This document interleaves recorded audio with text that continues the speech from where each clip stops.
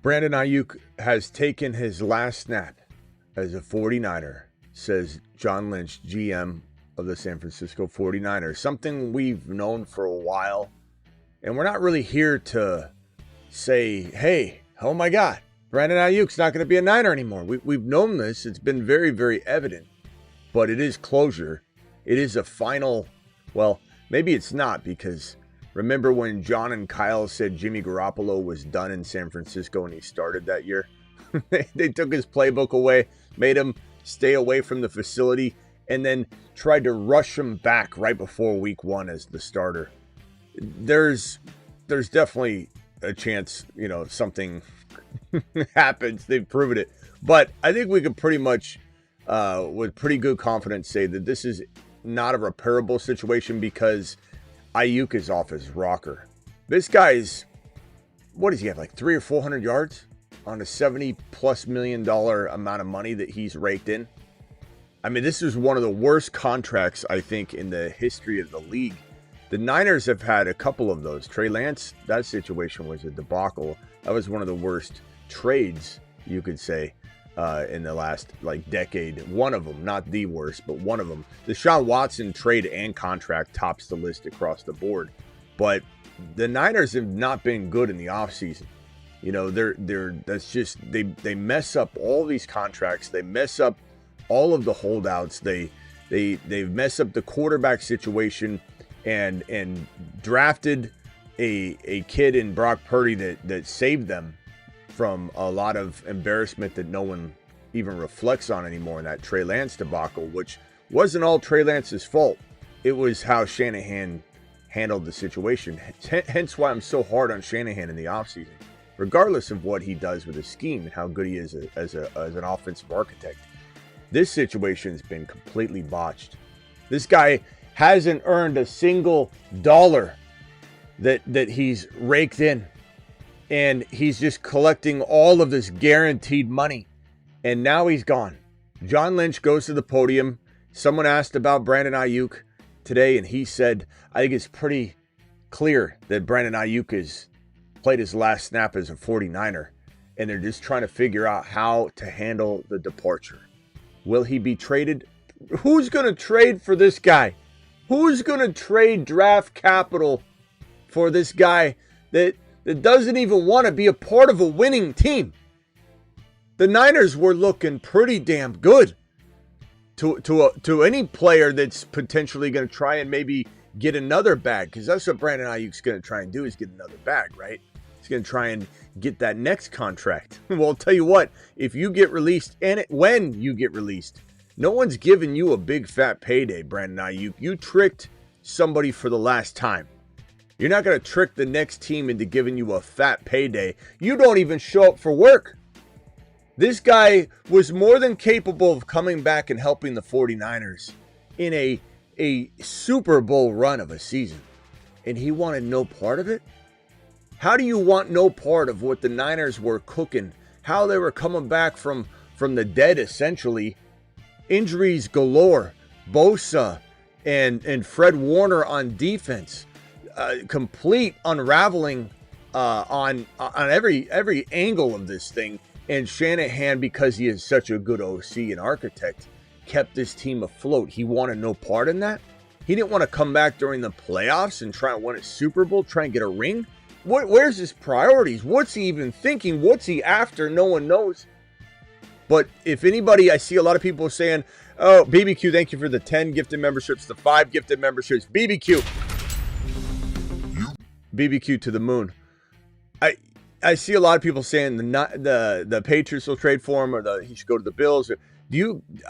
Are we being a little bit overly optimistic? Are we optimistic Oscars here to even consider that teams want to bring this toxicity into their locker room?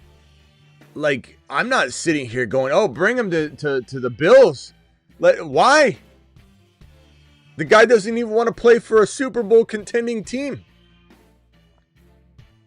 So I don't understand.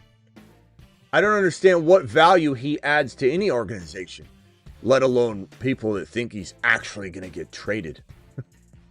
And if the Niners pull that off, what a maneuver. But this guy's as good as gone.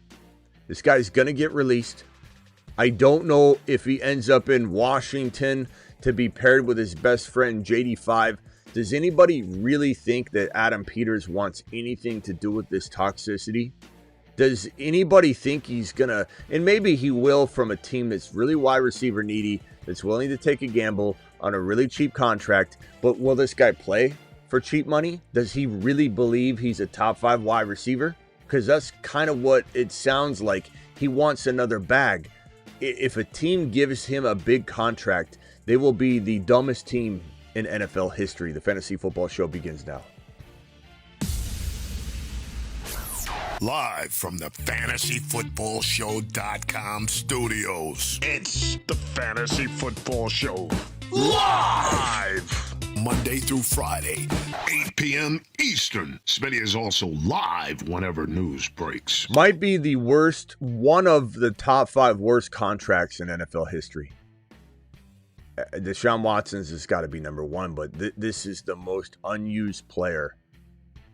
I mean, he literally has done near next to nothing, and getting paid, what is it, $74 million guaranteed that he's going to pull in. Well, what's the exact amount here? Let's see. How much will Brandon Aiyuk earn on his 49er deal? Let's see what. I think it's $120 million. $30 million annually, $45 million guaranteed, $76 million in practical guarantees in total. So it's like 70 plus, we'll just call it 70 million, 70, 74, whatever it is, that this guy pulled in from the Niners to do literally nothing. And he refuses to go to work. I don't know how he's even getting any guarantee. How do you not breach your entire contract by not showing up? Like, do we have a line on that? Hey, Ma, when you're done with the meatloaf, can you take a look at Brandon Aiyuk's situation? Thank you, Ma. I don't know. We gotta look into that. How do you still get paid? How do you not breach everything by not showing up to work? How do you drive by the facility at 90 miles per hour in a vehicle and flip off the stadium or whatever the hell he did? On social media, took a lot of backlash for that. Dangerous move, by the way. Don't do that. How do you do that and still have like this conversation even happening? What if one of you at your employer, your place of employment, decided just not to go in, and you drive by 90 miles per hour and flip off Ben in his window? You know, he's sitting by his window in his corner office, and you just go by 90 miles per hour and give him the bird. Are they talking about, yeah, we're probably not going to bring back Steven, but his check goes out on Friday. Like, what are we doing here? What are we doing here? And when people act like Aiyuk is some sort of good signing, send him to Buffalo, let JD5 get his best friend back. Like, does JD5 even recognize this guy? Does anybody think JD5 might be like, nah, I don't want to, like, I know him. I've heard of him. Yeah. Hey, I thought you were best friends. No, I mean, we knew each other. I mean, we played together. And yeah, I don't know who this guy is. I don't think I want to play with him. You've got Adam Peters, who's one of the smarter GMs. I don't care about how things unraveled in Washington last year. Don't try and define Adam Peters, who turned the franchise around 180 degrees in one offseason with JD5 and everything that they did. They had injuries with JD5. They had a kind of unraveling last year, but Washington's still a great place. Adam Peters is still an amazing talent finder, as he identified Aiyuk, but he wasn't responsible for the unraveling. He was not there. He was not in charge of that, but he identified Aiyuk. He identified Brock Purdy. He identified George Kittle in later rounds. This is a marvel. He decided JD5 is my guy. And I still firmly believe in everything Adam Peters is putting together and what he's doing. You think that Adam Peters is looking at this situation and saying, yeah, okay, we had a really, really up and down, or really rocky year in 2025. Let's bring in Brandon Aiyuk and fix it for 2026. I don't think so. Like Patriots, why would the Patriots want this guy? He's coming back from an ACL tear that he clearly did not have a very good road back. There was clearly hiccups. This was not a clean, easy return from a knee injury. This guy was a head case going into that injury. Wasn't doing anything on the field. Was an absolute wreck on the field, and then tears his knee up, and it's a bad injury. It's one of those ones where you wonder if he'll ever come back, because he just doesn't seem like he's been healthy. Not to mention, what's he going to go out there cold turkey, play football? He hasn't been playing football for a long time. Let me ask you a question.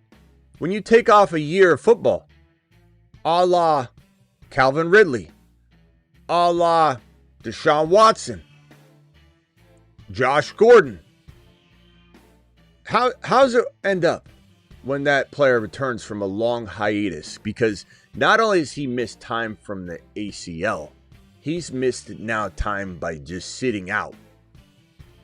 The only player we can really think of that did well after a hiatus was probably Ricky Williams. Michael Vick a little bit. He went downtown. But there are very few scenarios where, especially when a player was playing like trash before they took the hiatus and got injured, there are very few examples in NFL history where someone takes a hiatus, they come back, and they're the same. You lose the edge. You lose a lot of things. Brandon Aiyuk coming back after a hiatus, after being out on his own accord, the odds of him coming back to be an elite player are as low as I can calculate. So I almost don't want to hear, what if he goes here? Who cares where he goes?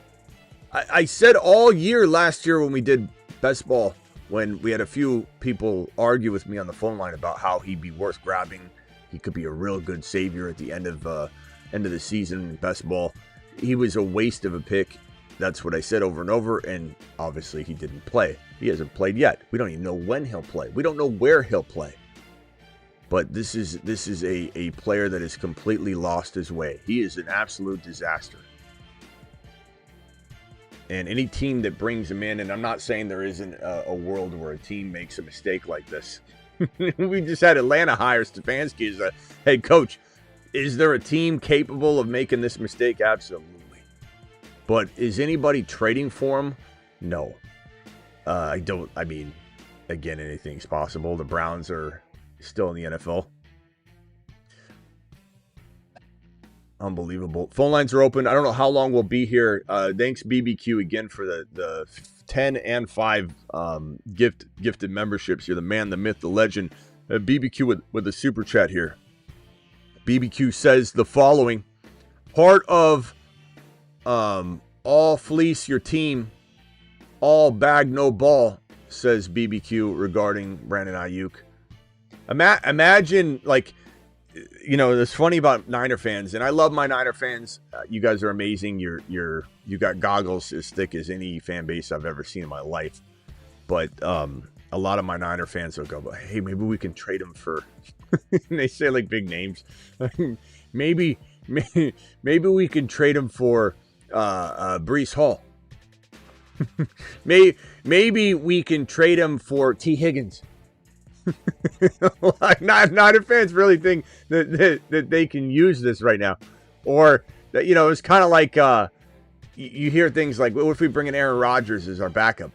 You know, like just very unrealistic things that Niner fans think. Like if someone's going to come in and want to be a backup and do that just for you, just for you.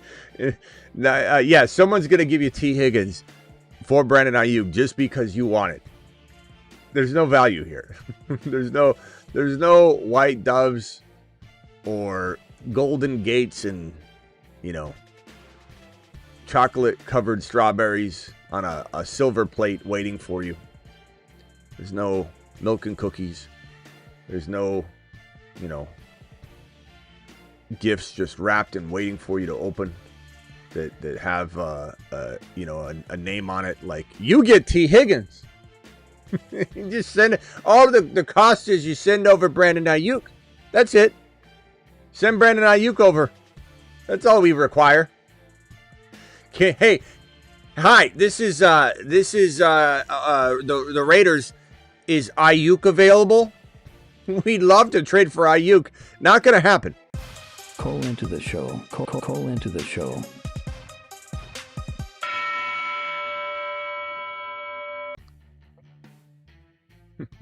Think CeeDee Lamb's available? Yeah, that's exactly, little big man, what I think Niner fans think. So, dial in if you have a question. Oh, phone lines are... Let me open them. Sorry, they weren't open. Aiyuk to Tennessee via cut, you mean? Tennessee could bring him in after he's released, maybe. No one's trading for him. No one is trading for him. And I can't wait to see what Aiyuk... Like, this is what you got to understand about Aiyuk. Is Aiyuk's the kind of guy that literally won't even take meetings or calls if someone's not bringing him top 5 to 10 wide receiver money. Now, maybe he changes his tune once he realizes that reality is no longer a reality at all. It's a delusion. But I think he truly believes, like AB, when Antonio Brown was cut from the Raiders, like, Mama, Grandma, I'm free. Grandma, I'm free. And he's going to literally think in his world that he can go get another 70, 80, maybe even $100 million deal. In Aiyuk's mind, he truly believes he's going to get a bag. He thinks he's going to get top 10 wide receiver money. He just needs to be released so he can go do work. Get me out of here. Cut me, trade me, whatever.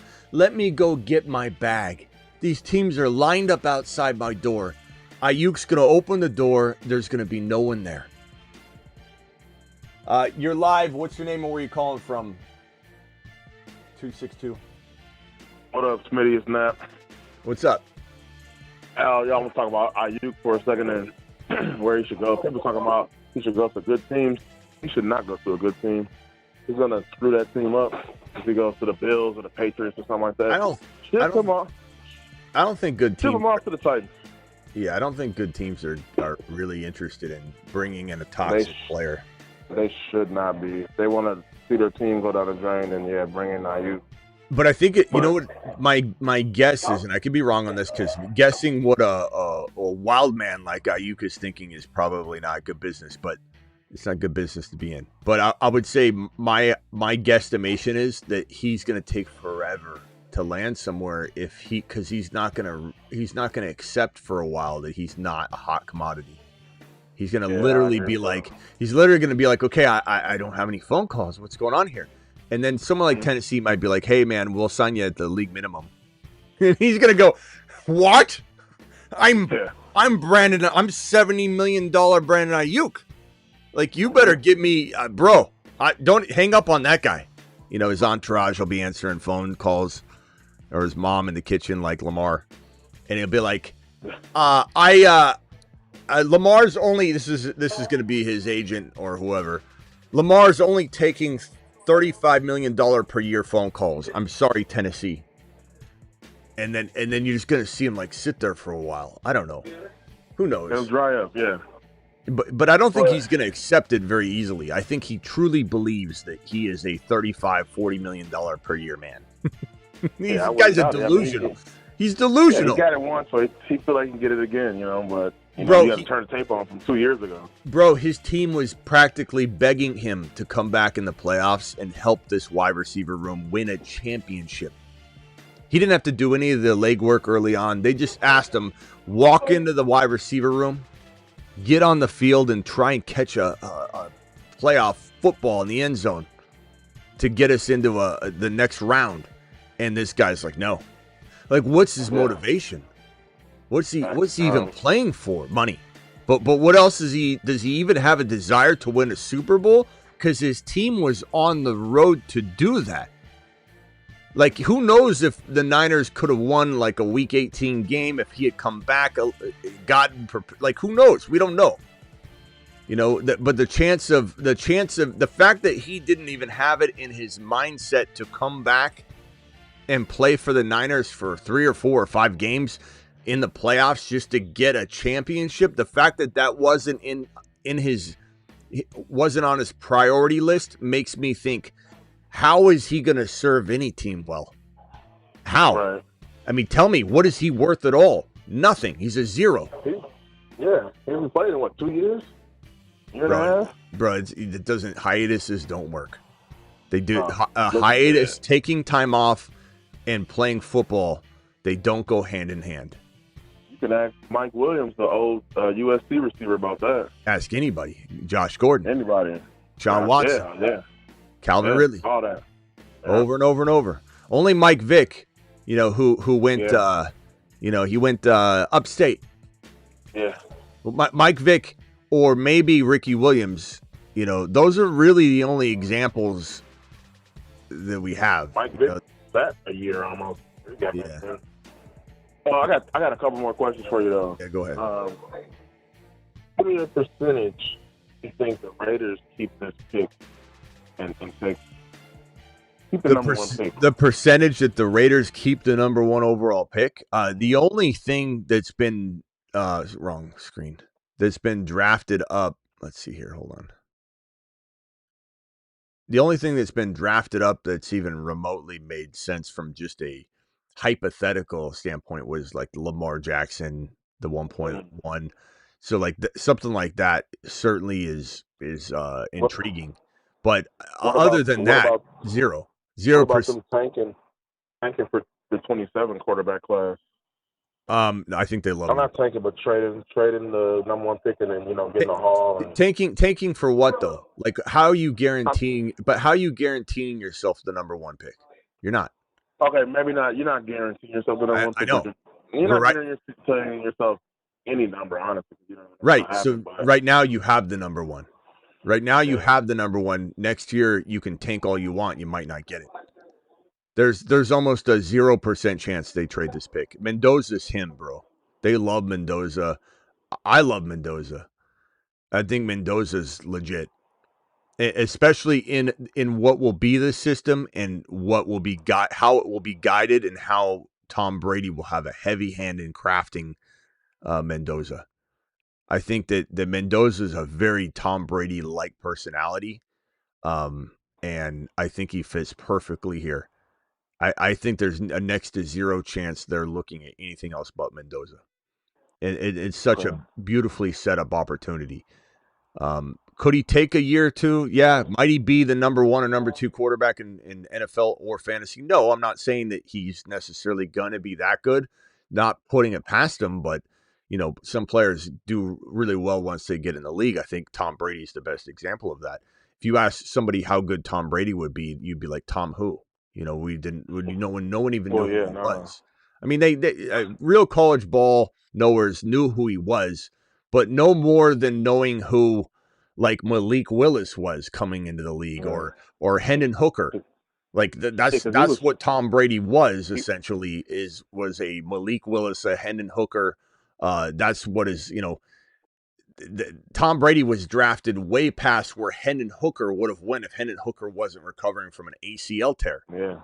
There was talk about, could he go in the second round? Could he go? Like Tom Brady was super late because no one cared. So, for people to suggest that they know what Mendoza is, Heisman Trophy winner, first in touchdown throws, first in QBR, probably most obsessed with football quarterback in college football that we've seen in a while. This guy lives it, breathes it. He won't even have a girlfriend, bro. They asked him on ESPN, like, do you have a girlfriend? He's like, I don't have time for a girlfriend. I live right by the facility. I go there, I eat, I sleep, and I go straight to the facility every single day. Like, this guy's obsessed with football. This is Tom Brady's best friend. He's like, I'll have time for girlfriends once I'm in the NFL. Yeah. Mendoza's gonna. You got school. You got the playbook to study. Bro, his model girlfriend's just right around the corner. He didn't need to go through any of those early college stuff. Yeah. He's gonna walk right into whatever he wants. But Mendoza is the pick. There's no doubt in my mind they're doing anything with that. At least for right now. I got 2 more questions for you. These are like best ball draft questions. Genty or Love? Genty for now, but I could split this. I could go Genty and Love in best ball redraft one, and I will. I'll go one direction one time. I'll go another direction another time. I'm diversifying that. They're both extremely solid, and Genty's not in the clear yet for having the offense that he needs, the offensive line, which will be approved, the quarterback play, which will stretch the defense. That all will be in place. I love when people say, well, Genty was only good if they fix the offensive line. Bro, we know that. You don't need the sun will rise tomorrow. It's cold when it snows. Like, we know. We understand what time it is. We're not morons. But Genty's still, but Love doesn't even have the environment yet. He could go somewhere horrible. Right. So I would say split it. But go ahead. Lean Genty.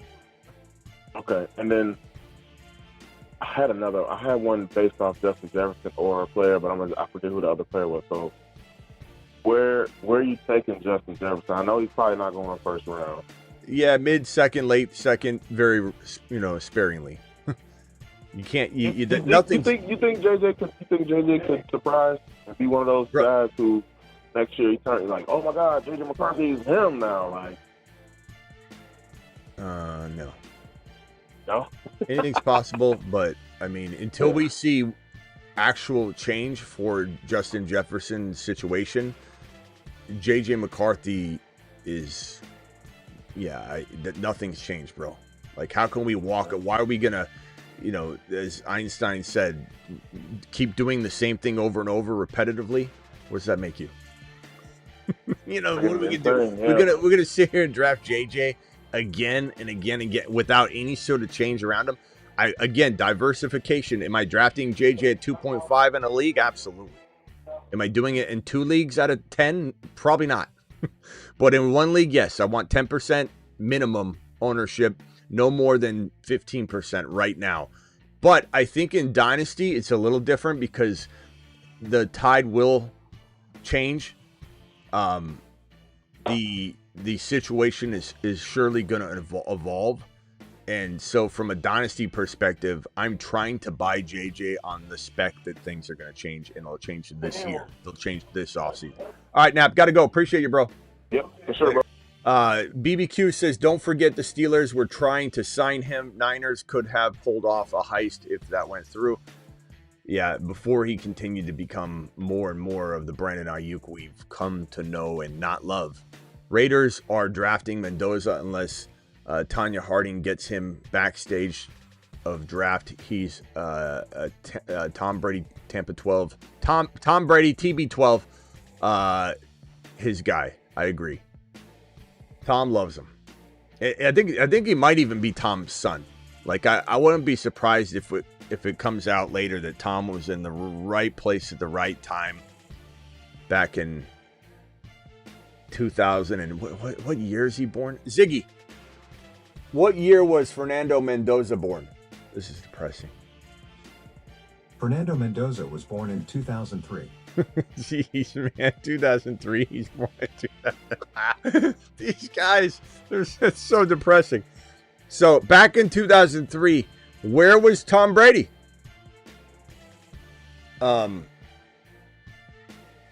It's just almost like it's his son, Even the way he talks, a little socially awkward. Like Tom Brady, sometimes, like you can tell, like Tom Brady, he learned to talk elegantly. He learned to look the way Tom Brady looks right now. Like they show that picture of Tom Brady when he was a rookie. He's all just like not in shape, just like sitting there, shoulders slouched, like double chin. And then they show Tom Brady now in his mid 40s, and he looks like he's 25. And they're like, I guess money does buy attractiveness. And Tom just looks like a totally different man. Like Tom as a rookie, that's about what Mendoza, was. It's funny when you reflect back on what Tom is a sculpted man made of, everyththing about him has been crafted by his success and money. He's a totally different person. It's really wild.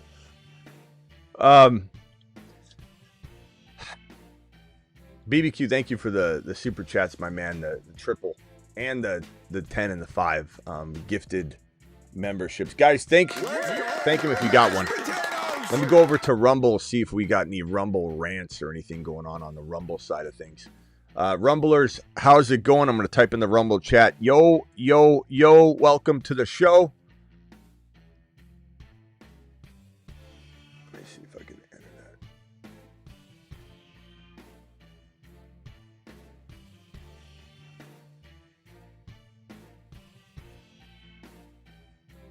I don't know why it's not. I'm not able to message. I don't know, Rumble. I'm sorry. I'm trying to type in the chat, but it won't let me right now. I don't know. Anybody else want to call in real quickly and discuss this situation? Brandon Aiyuk will not play another snap with the 49ers. We knew this, but it was confirmed by John Lynch. And John Lynch was kind of pissed about it, too. You could tell John wasn't. John's kind of danced around and said, things like, oh, well, we're hopeful, or, the sun will rise tomorrow, and Aiyuk is such a good boy. And then all of a sudden, he just flipped a switch, and John Lynch is like, this guy's not coming back. I think it's pretty evident that Aiyuk has played his last snap as a Niner. It's unfortunate how this went down. Blaming it all on Aiyuk. I mean, John's done with it. So... But all stuff we knew. It's just, closure. People looking for closure. But the fact that, like 49er... what's up, media? Media's in here. Media, I'm sure you believe the Niners could still trade him. What if we trade him for Jamar Chase? Niner fans are so... the goggles are so thick. They think that they're going to get... What if... I mean... Maybe, Niner fans really thought that Mike McDaniel was going to come back and OC for the night. Their Niner fans are oblivious to that stuff. They're like, oh, man, I can't believe we didn't get Mike McDaniel. If you read the comments anywhere when McDaniel signed with the Chargers, the comments were, everywhere under Niner pages. They were like, man, we really missed on this one. I can't believe we didn't go hard after Mike McDaniel. Mike McDaniel was going to go to the Niners to not call plays under Shanahan. He's going to get one more shot at proving his concept to go then get the final head coaching job that he wants. He's not going to go head assistant or OC under somebody that's going to call plays ahead of him. But that's just the way it is. You're never going to get Mike. I know you seem to know that, media, but your counterparts don't. Go look at the comments of any Niner post about it. They're like, oh, we missed it.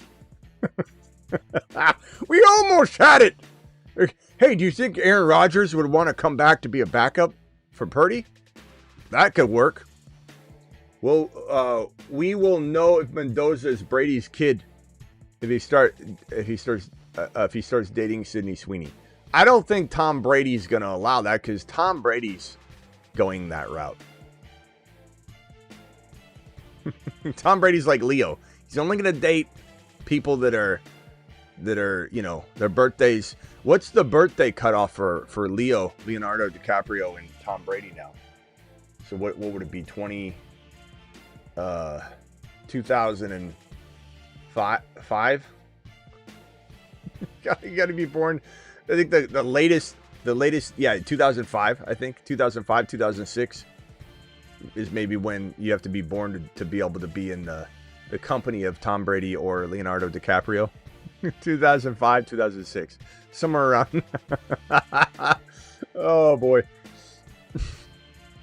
Leo doesn't mess around with any, birthdays that aren't at least... If you're over 21, you're done. You're done with Leo. Aaron Rodgers will play well in his 90s. The interesting thing about Aaron Rodgers right now, though, is that if Mike McCarthy, at the front door, who's being looked at as head coaching option for the Pittsburgh Steelers, if McCarthy does get hired, then I think we know that Aaron Rodgers might come back. because Aaron Rodgers said that he'd be interested in coming back to the Steelers.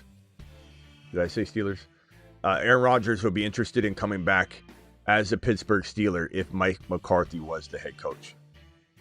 So we might see Aaron Rodgers and McCarthy together. Who knows? It will be interesting.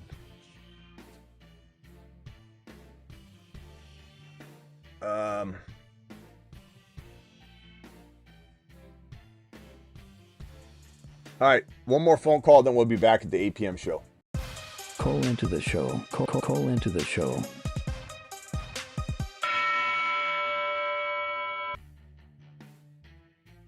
Watch the Steelers hire McCarthy. Because you got to remember, Aaron Rodgers, this happened before. The Jets brought in, what's his face? Who was the coach they brought in? To try and lure Rodgers in, and then Rodgers didn't end up going to the Jets. Aaron Rodgers screwed that again. And then if Aaron Rodgers, if the Steelers hire McCarthy to keep Aaron Rodgers, and Aaron Rodgers was like, yeah, probably would happen. And then he's like, I'm not doing it. Then they got Mike McCarthy. Aaron Rodgers has been known to do this. You're wrong, says William. William, I don't know what you're talking about. You're wrong, William.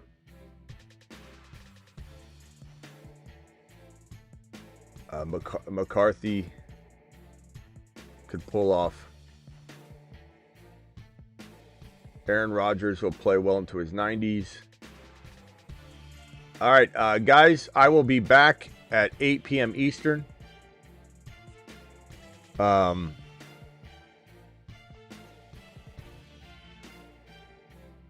sure we'll have a lot of news and stuff to discuss at 8 p.m. Right now in the news world, there's just a lot of coaching carousel rumors, a lot of Kyler Murray talk. J.K. Dobbins limited in practice on Wednesday, by the way. Jesse Minter's chances of becoming the Ravens head coach have surged all the way up to 97% in the betting market. So Minter, potentially the Ravens' new head coach. We'll have that news maybe at 8 p.m. Eric Bieniemy returns to KC, now official. The number one clipboard holder in the league.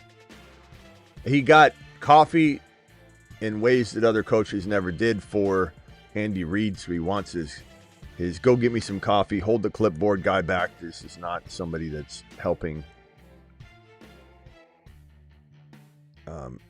that much. I mean, I think that the team likes him, the players like him, so there's something about happiness. Bieniemy they loved on the field.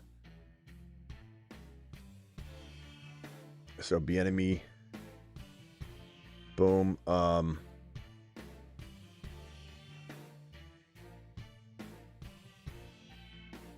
don't think there's anything else really here. Bo Nix has had some things to say. There's this IG post that he posted, or I'm sorry, was it Twitter or IG? All social media, I guess. Some of the worst devastating football news I've ever received. He was talking about the last few days have been hard to put into words. Bo Nix has been real tore up about the situation. I mean, imagine going to the championship game and not being able to play in it. Bo Nix is probably going through it. Pittsburgh, we have completed the in-person interview with Mike McCarthy for a head coaching position. Again, tied a little bit to Aaron Rodgers.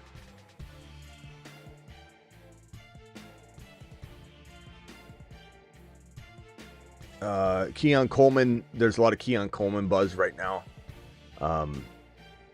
Brandon Beane was trying to weasel his way out of responsibility of drafting Keon Coleman, the owner had said, let me step in when he was being asked at a press conference about it. And the Bills owner said, this was not that he wouldn't have drafted him, but it was not his guy. Okay? It was not his guy or his decision. He was being a team player, Brandon Beane, the GM of the Bills. He was being a team player. And it's what the staff wanted, so he went along with it because he was being a team player. Then they found footage like an hour later on draft day where Bean was like, yeah, I just went to bed at night and I woke up. I'm like, this is just our guy. Like, unless there's something that stands out, Keon's our guy. Like, he's literally at the camera going to bat for Keon Coleman being his guy.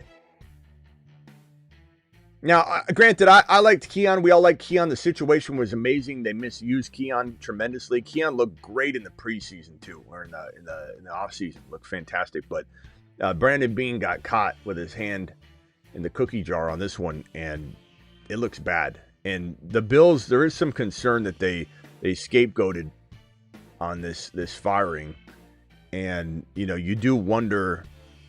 Brandon Bean, it seems like the fan base is pretty torn on this one, but more so on the side of like Bean should have been fired. And at the end of the day, they just promote him. It just feels like we're potentially in one of those Joe Scheinbox territories where Brandon Bean either needs to whoever they hire, which I'm afraid is going to be, the internal move or whatever, to allow Bean to have control. If they need to bring somebody in like Harbaugh, who says, I'm not signing the contract unless Bean has no authority over my decision making, and I report straight to you, the owner. I don't want to report to Brandon Bean, who got promoted. Not only is he still GM, he's president of football operations now. So he gets promoted after a debacle of a situation, scapegoating their head coach. And I'm not saying that they can't move on to a better head coach and just make a better situation. But whoever comes in, they're either going to be strong-willed and saying, I'm not reporting to Brandon Bean. This guy's proven to be a moron. Or they go with an inferior option that doesn't have that kind of pull or can't request such a thing. And Brandon Bean says, I'm not going to hire you then. See, Harbaugh, they couldn't do that. Joe Schein in New York, GM, about as incompetent as Brandon Bean, he didn't have the ability to say anything. Harbaugh was the heaviest hand in the room. Harbaugh said, I'm not signing the contract. And that would be a devastating unraveling. Like, the whole football world would explode and catch on fire if Harbaugh wasn't a giant. So he had all of the power. He basically walked in. This is like the car dealer saying, I'll give it to you for $349 a month. And you're like, okay. And then they're like, but you got to put $1,000 down. And then you're like, oh, and that's it. And then they walk away. Or you say, I'm not putting $1,000 down, but I'll do the $349. And they say no, and you grab your keys and you say, I'll see you later. You walk to your car, you turn it on. They knock on the glass. They say, come back inside. Like, that's what's happening with Harbaugh. Harbaugh had all the power. So there's no coach that they're interviewing right now that the world would catch on fire if they don't sign. So there's no leverage. I'm not reporting to Brandon Bean.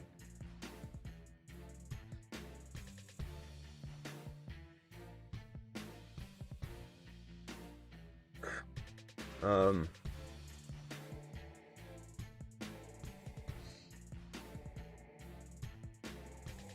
right, we got pretty much nothing else other than that stuff. We'll be back. Stidham. There's a lot of Stidham buzz right now. A lot of people trying to really force this round peg in a square hole. Saying, boss, Stidham. You see Stidham in high school?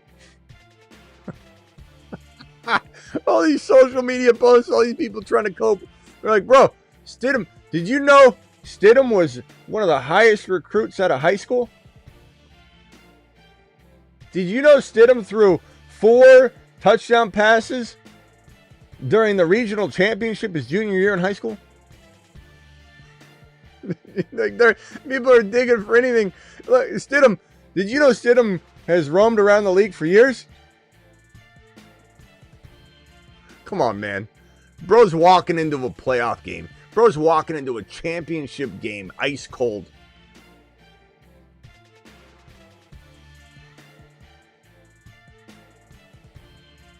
The way people cope.